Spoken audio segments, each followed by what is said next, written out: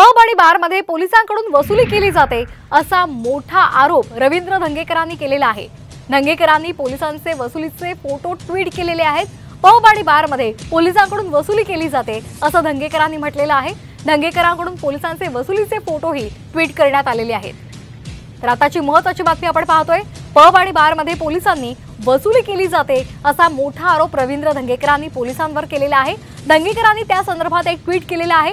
पोलिसांचे वसुलीचे फोटो त्यांनी ट्विट केलेले आहेत। पब आणि बारमध्ये पोलिसांकडून वसुली केली जाते असा मोठा आरोप धंगेकरांनी केलाय।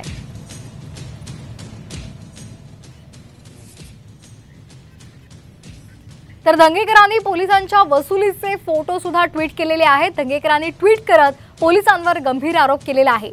पब आणि बारमध्ये पोलिसांकडून वसुली केली जाते असं धंगेकरांचं म्हणणं आहे। आताची महत्त्वाची बातमी आपण पाहतोय। पुणे ड्रंक अँड ड्राईव्ह अपघातानंतर धंगेकर आक्रमक झालेले आहेत। त्यांनी पोलिसांवर मोठे आरोप केलेले आहेत। पब आणि बारमध्ये पोलिसांकडून वसुली केली जाते असा मोठा आरोप त्यांनी केलेला आहे।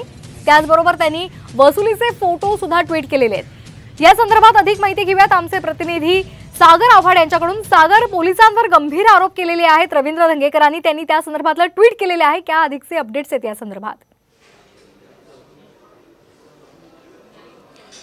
गेले 8 दिवसापासून आमदार रवींद्र धंगेकर हे पोलिसांवरती आरोप करतायत आणि काही पुरावे जे आहेत त्यांनी आज ट्विटच्या माध्यमातून समोर आणलेले आहेत। जर आपण पाहिलं, रवींद्र धंगेकर यांनी आज पोलीस आयुक्त कार्यालयासमोर आंदोलनही केलेलं होतं। अनेक पुरावे रवींद्र धंगेकर यांच्याकडे आहेत। त्यांचं म्हणणं असं आहे की पोलिसांचे काही पब आणि हॉटेल्समध्ये भागीदारी आहेत आणि हे सर्व पब जे आहेत ते पोलीस चालवतात असे आरोप रवींद्र धंगेकर करतायत आणि त्यांच्याकडे पुरावे आहेत। या पद्धतीने त्यांनी ट्विट केलेलं आहे। काही पोलीस कर्मचाऱ्यांची नावं त्यांनी टाकलेली आहेत आणि त्यांच्यावर निलंबनाची कारवाई करावी अशी मागणी रवींद्र धंगेकर यांनी केलेली आहे। त्यामुळे अजून काही पुरावे रवींद्र धंगेकरांकडे आहेत का?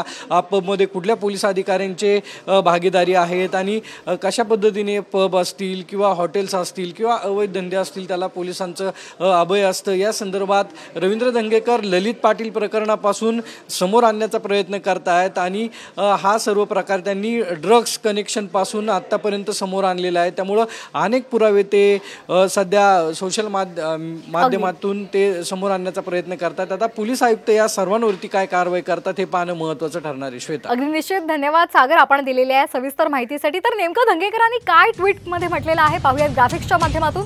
गृहमंत्री फडणवीसांना लक्षात आणू देऊ इच्छितो, अपघातानंतर तपासामध्ये अक्षम्य चुका होऊनही अमितेश कुमारांना कुणी दोषी आहेत असं वाटत नाही। जो स्वतःच बिल्डरच्या पाकिटावर काम करतोय तो कसा कुणावर कारवाई करणार? आजपासून मी तुम्हाला दररोज एका पोलीस स्टेशनवर सुरू असलेल्या गैरकारभाराची कथा पाठवणार आहे। हे पोलीस स्टेशन अवघं 3 कर्मचारी चालवतात। यापैकी पालवे, काळे हे कॉन्स्टेबल पब्स हॉटेलातून हप्ते गोळा करतात। तर असं मोठं ट्विट रवींद्र धंगेकरांनी केलेलं आहे आणि त्यांनी पुणे पोलिसांवर मोठा आरोप केलेला आहे। आणि या संदर्भात बोलण्यासाठी स्वतः रवींद्र धंगेकर आपल्याशी फोनच्या माध्यमातून जोडले गेलेले आहेत। रवींद्र धंगेकरची स्वागत आहे। नेमका तुमचा आरोप काय आहे? पुणे पोलिसांवर तुम्ही ट्विट करत मोठा आरोप केलाय। याच्यामध्ये अनेक पोलिसांचे भागीदारीमध्ये पब चालतात आणि जे पब चालत असतात ते पब नियमाच्या नुसार कुठेही चालत नाही। पुणे शहरामध्ये काल अनेक पबवर कारवाई केली, म्हणजे ते बेकायदेशीर होते सिद्ध होतात आणि मग त्या ठिकाणी पोलिसांच्या आशीर्वादाने जे पब चालत होते ते वसुलीवाले जे पोलीस कॉन्स्टेबल आहेत त्या ठिकाणी पार्ट्या करताना आपल्याला दिसत आहे।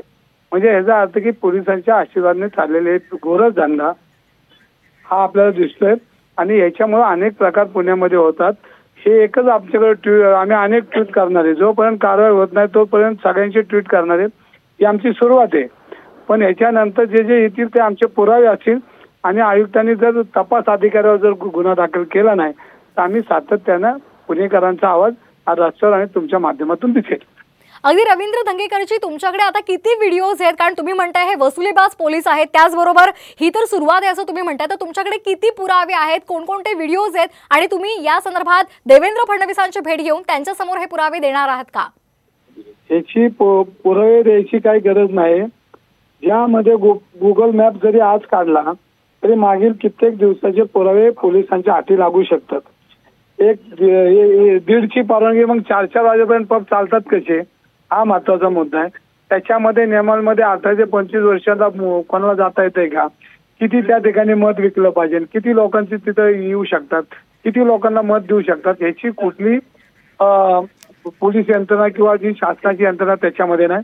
हा पब गोरज धंद्याखाली ब्लॅकचे पैसे पोलिसांपर्यंत पोहोचल्यानंतर हे धंदे चालतात, ही वस्तुस्थिती खरी आहे.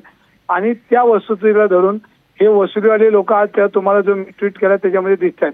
अनेक भारतीय जनता पार्टीचे पदाधिकाऱ्यांचे पब आहेत आणि ते पोलिसांना हाताशी धरून देवेंद्र फडणवीस साहेबांना हे का दिसत नाही, ज्या पबवर कारवाई केली त्या मालकांवर पोलीस फौजदारी का केली नाही, हा अगदी धंगेकरजी आपला मुद्दा लक्षात आलेला आहे. धन्यवाद आपण दिलेल्या या प्रतिक्रियासाठी. तर धंगेकरांनी एक मोठं ट्विट केलेलं आहे आणि त्यांनी पोलिसांवर आरोप केलेला आहे.